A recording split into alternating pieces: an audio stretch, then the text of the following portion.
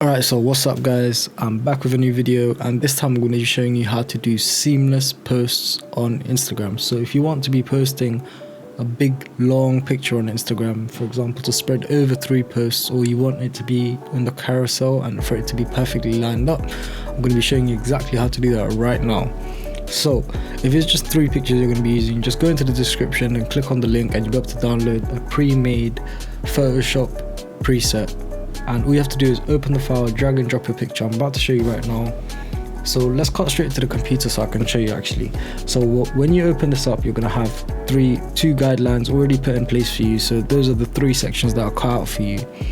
All you got to do is just drag and drop the picture in, resize it to the size you want, and then you can just crop and save it and you're ready to go. So all you got to do is crop it to this size, then the next size, to the next size, and you're all good. But let's say you wanted more.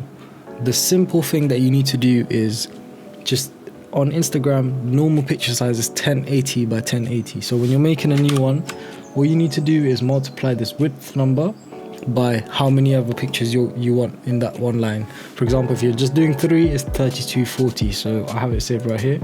It's 3240 width. So if you want 6, you need to double this number. It's going to be 6480. And so on and so forth. So obviously it's only 10 allowed, so if you were going to do 10 pictures in a row, you would need 10,800 pixels in width, which would look something crazy like this. So obviously if you want everything to be flowing perfectly and you want like transitions in between each of the slides, go about doing it. I hope this video did help you, and if it did, make sure to leave a comment down below suggesting a new video tutorial that you guys would like. If there's anything else that I can help you with, make sure to comment it down below and I'll be sure to read through it and think up of new ideas that could help you guys out in the future. If you did like it, make sure to leave a like down below.